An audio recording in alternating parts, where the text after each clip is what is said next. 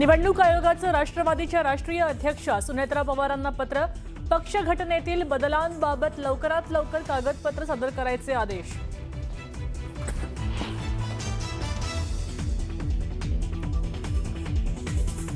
मुंबईत 6 ऑगस्टला जेन झी जेन अल्फाशी साधणार संवाद.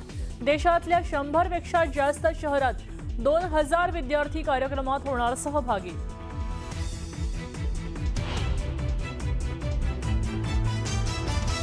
मी मोहन भागवत साहेबांना विनंती करेल, तुम्ही महाराष्ट्रात येऊ नका, तुम्ही बिहारमध्ये जावा. रोहित पवारांचा मोहन भागवतांना बिहारमध्ये जायचा सल्ला. तर जंतर मंतरवर जे झालं ते या देशातले तरुण विसरणार नाहीत. आदित्य ठाकरेंची भाजपसह संघावर टीका.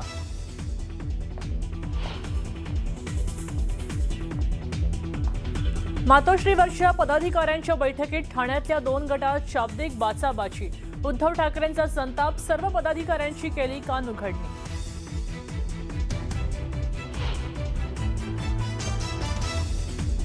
बाळूमामा मंदिर घोटाळा प्रकरणी एसआयटी नेमायची शिवसेना उबाठाची मागणी. शिवसेना उबाठाचे सहसंपर्क नेते यांनी केली मुख्यमंत्री फडणवीसांकडे मागणी.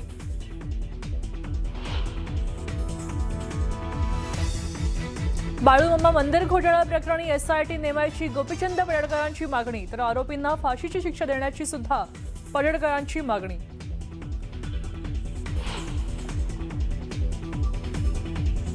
बिहारच्या बांकीपूर विधानसभा पोटनिवडणुकीमध्ये जनसुराजचे प्रशांत किशोर यांचा विजय. भाजपच्या नीरज कुमारांचा केला 18,953 मतांनी पराभव.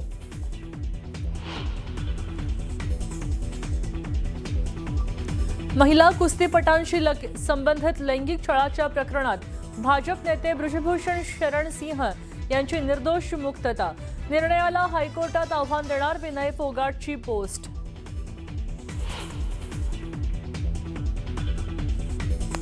आमदार रोहित पवार अचानक ब्रिज कँडी रुग्णालयात दाखल. मळमळ आणि छातीत दुखत असल्याची तक्रार. रोहित पवारांवर उपचार सुरू.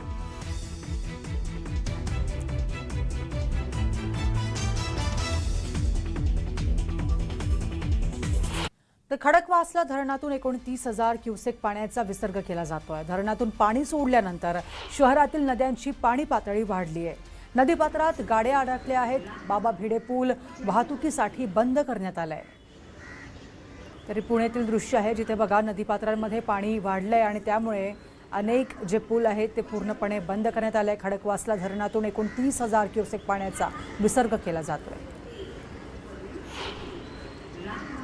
पुणे जिल्ह्यातल्या घाटमाथ्यावर आणि खडकवासला धरण साखळी क्षेत्रातल्या परिसरामध्ये गेल्या 5 दिवसांपासून पावसाची संततधार सुरू असलेली पाहायला मिळते आहे. त्याच पार्श्वभूमीवर पुण्यातलं जे खडकवासला धरण आहे किंवा इतर धरण आहेत ते जवळपास आता काठोकाठ भरले आहेत. खडकवासला धरण देखील 100% भरले आणि त्यानंतर खडकवासला धरणातून मोठ्या प्रमाणात पाण्याचा विसर्ग हा मुळा मुठा नदीपात्रात करण्यात येतो. आज दुपारी देखील 27,000पेक्षा अधिक क्युसेक पाण्याचा विसर्ग मुळा मुठा नदीपात्रात जो आहे तो करण्यात आलेला आहे आणि याचा फटका थेट जी नदीकाठची गावं आहेत किंवा नदीकाठचा जो शहरातला परिसर किंवा घरं आहेत त्या परिसराला, त्या घरांना आणि त्या गावांना बसताना पाहायला मिळतोय. मी सध्या पुण्यातल्या प्रसिद्ध अशा झेड ब्रिज वरती आहे आणि ही दृश्य तुम्ही जी पाहताय तो बाबा भिडे पूल असेल किंवा पुण्यातला डेक्कन परिसरातला जो नदीपात्रातला रस्ता आहे ही दृश्य आहेत आणि अख्खा नदीपात्रातला जो पूर्ण रस्ता आहे तो पूर्णच्या पूर्ण पाण्याखाली गेलाय आणि जो बाबा भिडे पूल आहे तो देखील पाण्याखाली गेलेला पाहायला मिळतोय.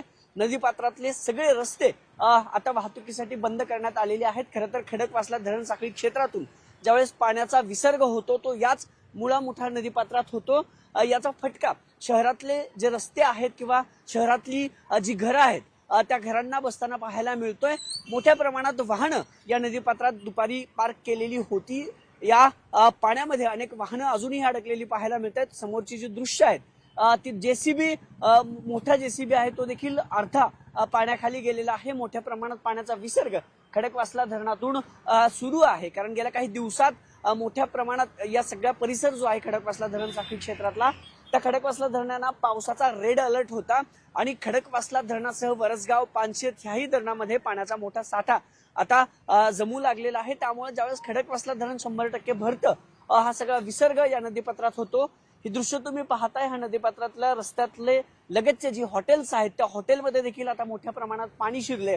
आता 27,000 क्युसेकनं पाण्याचा विसर्ग सुरू आहे। मात्र जर गरज पडली तर हा क्युसेक जो आहे तो पाण्याचा विसर्ग अजून वाढवू शकतं। त्यामुळे प्रशासनाकडून सतर्कतेचा इशारा या सगळ्या परिसरांना देण्यात आलेला आहे। जी नदीकाठची गावं आहेत किंवा जी नदीकाठची घरं आहेत त्या घरांना देखील सतर्कतेचा इशारा दिलाय। नदीपात्रात अक्षरशः रस्त्यावरून गुडघ्याभर पाणी वाहते। पूर्ण रस्ते वाहतुकीसाठी बंद आहेत, कारण रस्त्यावर मोठ्या प्रमाणात आता खडकवासला धरणातून सोडलेलं जे पाणी आहे ते आलेलं आहे। अनेक वाहनं या पाण्यामध्ये अडकलेली आहेत आणि आज पुन्हा खडकवासला धरण साखळी क्षेत्रात संध्याकाळी पावसाचा इशारा हवामान विभागाकडून देण्यात आला। त्यामुळं सगळ्या नागरिकांनी सतर्क राहावं आणि खडकवासला धरण साखळी क्षेत्रातून ज्या पाणी सोडला जातो, ज्या नदीकाठ परिसरात पाणी येतं तिथं देखील प्रशासनाकडून अलर्ट देण्यात आलाय।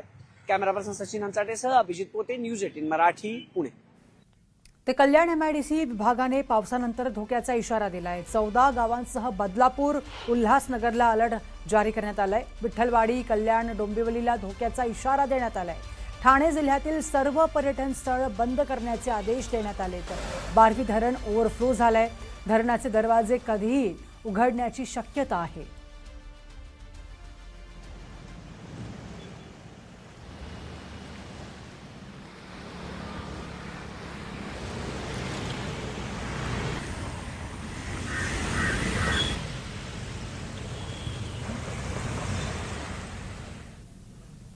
तर कल्याण पूर्वेतील पिसवली परिसरातील अनेक घरांमध्ये पाणी शिरलंय। या भागातील नाले सफाई वेळेत न झाल्याने नाल्यातील पाणी घरांमध्ये शिरले। शिवाय रस्त्यांवरून देखील मोठ्या प्रमाणात पाणी आहे, त्यामुळे रहिवाशांना प्रचंड त्रास सहन करावा लागतोय। रविवारी रात्रभर बघा मुसळधार पाऊस झाला आणि या पावसामुळे ही परिस्थिती निर्माण झाल्याचे नागरिकांनी सांगितले। काही दिवसांपूर्वी पाण्याचा निचरा करण्यासाठी या परिसरात पंप बसवण्यात आले होते, मात्र नाल्यांची योग्य प्रकारे सफाई न झाल्याने पावसाचे पाणी वाहून जाऊ शकले नाही आणि त्यामुळे परिसर जलमय झाला असा आरोप स्थानिकांनी केलाय। तर उल्हासनगरच्या जिजामाता कॉलनी, संभाजी चौक परिसरातील अनेक घरांमध्ये पाणी शिरलंय। शेजारी असलेल्या नाल्यांमध्ये पाणी घरांमध्ये शिरल्याने शहरातील आणि घरातील सगळ्या वस्तू खराब झाल्या आहेत। घरात पाणी आल्याने नागरिकांच्या निवाऱ्याचा मोठा प्रश्न निर्माण झालाय। महिनाभरापूर्वी देखील याच परिसरात नाल्यातील पाणी आणि घरांमध्ये शिरलं होतं, त्यामुळे तिथल्या नागरिकांना 2 दिवस मंदिरात आणि शेजाऱ्यांच्या घरामध्ये आश्रय घ्यावा लागला होता। उल्हासनगरमधील ही दृश्य आहे, जिथे पाणी जे आहे ते घरात शिरलं। घरातील सगळ्या वस्तू खराब झाल्या आणि त्यामुळे नागरिकांना सुद्धा याचा त्रास सहन करावा लागतोय। तर बदलापूर शहरातून वाहणाऱ्या उल्हास नदीच्या पाणी पातळीतील मोठ्या प्रमाणात वाढ झाली आहे। नदीची पाणी पातळी ही इशारा पातळीजवळ येऊन पोहोचली आहे। नदीवरील चौपाटीवरील खेळणी पूर्णपणे पाण्याखाली आले आहेत आणि रायगड जिल्ह्यात सुरू असलेल्या मुसळधार पावसामुळे उल्हास नदीची पाणी पातळी झपाट्याने वाढते। उल्हास नदीला इतक्या मोठ्या प्रमाणात पाणी असताना सत्ताधारी आणि प्रशासनातील कोणताही अधिकारी नदीच्या ठिकाणी नसल्याने प्रशासनावर टीका होत आहे। ठाणे जिल्ह्यातील मुरबाड तालुक्यात रात्रभर पाऊस झाला आणि त्यामुळे जनजीवन विस्कळीत झाले आहे। रॉयल हॉस्पिटल जवळच्या महामार्गावर मोठ्या प्रमाणात पाणी साचले, त्यामुळे रस्त्याला नदीचे स्वरूप आले। पुराच्या पाण्यात अनेक लहान वाहने अडकली आणि त्यामुळे वाहतुकीवर मात्र मोठा परिणाम झाल्याचे दिसून आले। बघा, शाळकरी विद्यार्थी समोर दिसणार, विद्यार्थ्यांनाही मोठ्या अडचणींचा सामना करावा लागतोय। मुरबाड मधील दृश्य आहे, जिथे महामार्गाला नदीचे स्वरूप आले, विद्यार्थी त्रस्त आहेत, अनेक वाहने पाण्यात अडकली आहेत आणि त्यामुळे वाहन चालक आणि विद्यार्थ्यांची गैरसोय होते आहे। तर मुसळधार पावसामुळे भिवंडी शहरातील भाजी मार्केट परिसर पाण्याखाली गेला आहे। शहरातील भाजी मार्केट, बाजारपेठ, 3 बत्ती परिसरात गुडघ्याभर पाणी साचले, त्यामुळे अनेक दुकानात देखील पाणी शिरले। अनेक जण भाजी खरेदी करण्यासाठी आले होते, परंतु अचानक वाढलेल्या पाण्यामुळे परिसरात अडकून बसले।